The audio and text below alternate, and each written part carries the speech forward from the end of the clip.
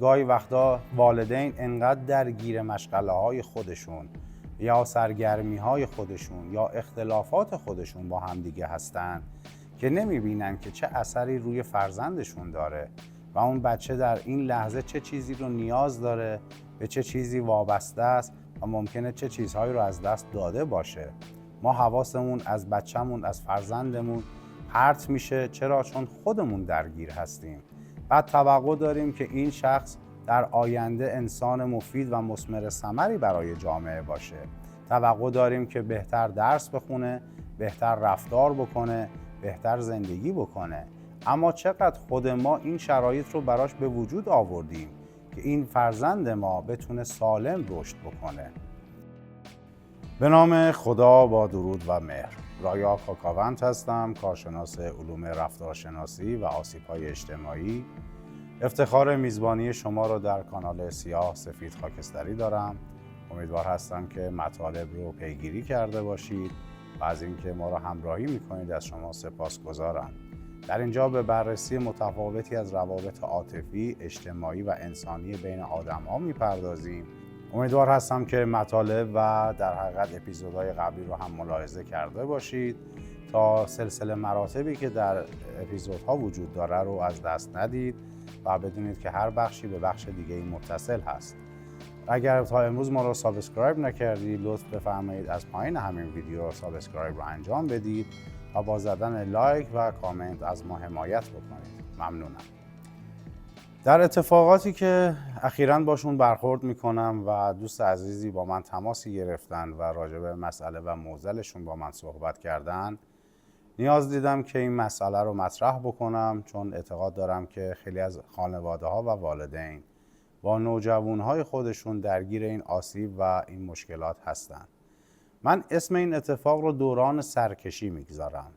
دورانی که حد فاصله بلوغ تا ابتدای جوانی، یک حد فاصله بین 14 تا 18 سالگی که در حقیقت نوجوانها درگیر بحرانهایی میشن که اون بحرانها سبب این میشه که پرخاشگر بشن یا افسرده بشن یا غمگین بشن یا دنبال هیجاناتی باشن که تا اون روز تجربه نکردن و بعد از اینکه اون کشف و شهود رو نسبت به خودشون تازه به دست آوردن دوست دارن که اون چیزهایی که نمیدونن رو هم تجربه بکنن.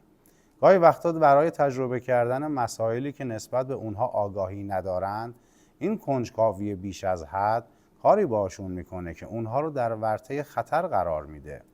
اما ما به عنوان یک والدین آگاه باید همه این خطرات رو به اونها هشدار بدیم، براشون شفاف سازی بکنیم، به اونها آگاهی بدیم و شرایطی رو براشون به وجود بیاریم که بین خوب و بد و درست و غلط بتونن یک انتخاب کامل رو داشته باشن. همه ما آدم ها سعی میکنیم که فرزندانمون رو تربیت بکنیم تا خدای نکرده به راههای خطا کشیده نشن. اما گاهی وقتا غافل از این هستیم که در دوران نوجوانی و بلوغ اونها اتفاقاتی میفته که ما اصلا از اونها هیچ گونه آگاهی نداریم و باید این موضوع رو به صورت ریشه‌ای دنبال بکنن تا ببینن علت این دوران آشفتگی و سرکشی چیه. علت این که این کودکشون و این نوجوانشون درگیر یک بحران شده از کجا نشأت میگیره و برای چه چیزی هستش که امروز سر ناسازگاری رو با شما داره. گاهی وقتا ما از اتفاقاتی که در زندگی خودمون افتاده غافل میشیم و نمیدونیم چه اثر مخرب و منفی روی فرزند ما داره.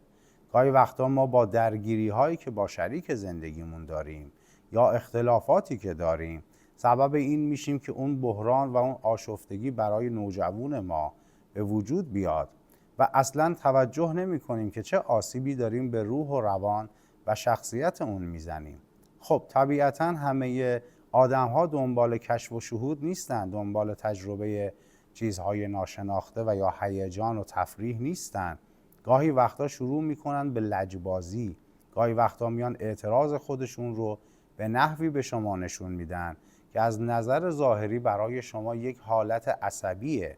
یعنی تصور میکنید که نوجوان من درگیر بحران عصبی شده یا درگیر بحران بلوغ شده و با توجه به اینکه ما هیچ گونه شناختی از آسیبی که به روح و روان اون دختر یا اون پسر وارد شده نداریم، ممکنه اصلا راهکارهای اشتباهی رو برای اونها تجویز بکنیم. پس باید دقت داشته باشیم که هر کدوم از رفتاری که ما به عنوان یک والدین داریم در حق اون فرزند انجام میدیم چه اثرات مثبت و یا منفی در زندگی اون آدم و تشکیل شخصیت اون خواهد داشت. خب گاهی وقتا ما توجه نمی کنیم که ممکنه حتی فرزند ما دچار آزارهای جسمی و روحی شده باشه، شاید دچار آزردگی هایی شده باشه که هرگز با شما در میون نگذاره. این به این دلیل هستش که ما اون آگاهی رو نسبت به خطراتی که وجود داره به فرزندمون ندادیم. ما همیشه سعی میکنیم که یک حریمی رو به عنوان اون قبح خانوادگی حفظ بکنیم. گاهی وقتا برای اینکه حریممون حفظ بشه که اشتباه فرزندمون رو نسبت به ساده ترین آموزه ها هم راهنمایی نمی کنیم و اونها رو در جریان خطرات قرار نمیدیم، اون وقتی که محیط ناامنی رو در ذهن و زندگی اونها براشون فراهم کردیم. گاهی وقتا با تعصبات بیجایی که داریم نسبت به این خیلی از مسائل ساده ما میخوایم یک سری اتفاقات رو همیشه به صورت هیس جلو ببریم و بگیم اگر راجع به مثلا به عنوان عادت ماهانه به فرزندمون اطلاع رسانی بکنیم این یک کار قبیحه. اگر راجع به اندام خصوصیش باش صحبت بکنیم ممکنه اون مثلا از حد خودش فراتر بره، در صورتی که اینطوری نیست. اکثر آدم ها اگر نسبت به وجود خودشون آگاهی داشته باشن هرگز از مطرح کردن مسائل با بزرگترهای خودشون دیگه خجالت نمیکشن. گاهی وقتا ممکنه بچه های ما درگیر آسیب های جنسی بشن، یعنی مورد سوء استفاده قرار بگیرن از جانب یک شخصی که از اون بزرگتره، ولی به واسطه اون حریم و حرمتی که ما براش به صورت یک تابو در آوردیم هرگز این مسئله رو با ما در میون نمیگذاره و دائما مورد سوء استفاده قرار میگیره. خب چرا؟ چون ما از روز اول سعی نکردیم که اون رو در شرایط آگاهی قرار بدیم که بدونه که در چه شرایطی باید با چه کسی مشورت بکنه، اگر خطری اون رو تهدید کرد والدینش رو در جریان بگذاره و بدونه چه حریمی خصوصیه چه حریمی عمومیه. اگر یک رفتار عادی انسانگونه‌ای وجود داشته باشه طبیعتاً اون هم درک میکنه، اما اگر یک رفتار پرخطر و حیوانی رو باش مواجه بشه اون رو هم میتونه از خطراتش در امان بمونه. پس والدین کاری که باید انجام بدن به نظر من این هستش که در مسائل بسیار مشخصی در وهله اول فرزندانشون رو آگاه بکنن. اون حریم و حرمت به جای خودش، اما باید اطلاع رسانی بکنن، حد و حدود و حریمی که دارن رو به اونها یادآوری بکنن، بدونن که چه آدمهایی رو هم به افراد نزدیک زندگیشون نزدیک میکنن و ممکنه بچه هاشون رو در چه خطرات احتمالی قرار بدن. فارغ از این که آیا همچین خطراتی فرزند ما رو تهدید کرده یا نکرده، همچین اتفاقی رو تجربه کرده یا نکرده، اما میبینیم که یکهو ایشون رفتار پرخاشگرانه‌ای داره، عدم علاقه‌مندی به تمام اون چیزهایی که علاقه داشته از خودش نشون میده. گاهی وقتا اون چیزهایی که دوست داشته رو دیگه امروز دوست نداره و به سمتشون هیچ گونه تمایل یا گرایشی نداره. اگر هنرمنده، اگر با موسیقی، اگر با ورزش، اگر با مطالعه، با تمام اینها اگر دیدید قهر کرده که قبلا اینها رو دوست داشته و به سمتشون گرایش داشته و از اونها استفاده می‌کرده، طبیعتاً بدونید که یک اتفاق بزرگی در درون اون فرزند شما رخ داده، اتفاقی که شما ازش آگاه نیستید و گاهی وقتا خیلی سرسری از کنارش عبور می‌کنید بدون اینکه حتی بدونید که فرزندتون در چه شرایط بحرانی به سر میبره. آیا این آسیب از جانب یک اتفاق بیرونی براش رخ داده یا نه درگیر اختلافات و اختلالات درونی خودشه؟ شاید دچار دوگانگی شده، شاید رفتاری که از شما دیده سبب این حالت معترضگونه شده، شاید این حالتی که درسش رو رها میکنه، از ورزشش کنار میره، موسیقی رو کنار میذاره، نقاشیش رو کنار میذاره و یا هر هنر دیگه‌ای که قبلا بهش علاقه‌مند بوده رو. خب باید ببینیم که چه اتفاقی در این آدم رخ داده که یک همچین تغییر 180 درجه‌ای رو انجام میده. باید بدونیم که این بچه در کجا آسیب دیده.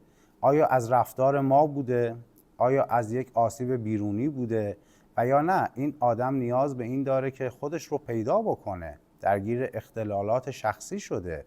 چون در سن بلوغ گاهی وقتا آدم‌ها نسبت به شرایطی که برای بدنشون به وجود میاد، اون علت ناشناختگی، اون تغییرات باعث میشه که سردرگم بشن و خیلی اطلاعی نداشته باشن که داره چه اتفاقی در جسمشون میفته. پس ما به عنوان یک والدین آگاه باید همیشه از فرزندانمون در قبال آدم‌های خطرناک مراقبت بکنیم، به اونها آگاهی بدیم. اگر درگیر اختلالی میشن اونها رو در حقیقت کمک بکنیم، اونها رو به مشاوره ببریم، سعی بکنیم که اون شخصیت حقیقی و خوبی که اونها دارن رو تقویت بکنیم، اعتماد به نفسشون رو بالا ببریم و اگر مشکلی دارن انقدر شما رو امین و محرم بدونن که به صورت خیلی ساده به شما بیان بکنن و هیچ ترسی نداشته باشن که ممکنه عقوبتی بابت رفتاری که خودشون مقصرش نبودن گریبانشون رو بگیره. در جمع‌بندی که میتونم در نهایت این صحبت خدمتتون داشته باشم این هستش که گاهی وقتا والدین انقدر درگیر مشغله‌های خودشون یا سرگرمی‌های خودشون یا اختلافات خودشون با همدیگه هستن که نمیبینن که چه اثری روی فرزندشون داره و اون بچه در این لحظه چه چیزی رو نیاز داره، به چه چیزی وابسته است و ممکنه چه چیزهایی رو از دست داده باشه. ما حواسمون از بچه‌مون، از فرزندمون پرت میشه. چرا؟ چون خودمون درگیر هستیم. بعد توقع داریم که این شخص در آینده انسان مفید و مثمر ثمری برای جامعه باشه. توقع داریم که بهتر درس بخونه، بهتر رفتار بکنه، بهتر زندگی بکنه. اما چقدر خود ما این شرایط رو براش به وجود آوردیم که این فرزند ما بتونه سالم رشد بکنه. در نهایت امیدوار هستم که همه ما از این گونه خطرها در امان باشیم، چون آینده فرزندان ما در حقیقت آینده کشور ماست. براتون بهترین ها رو آرزو مندم. شاد و پاینده و پیروز باشید.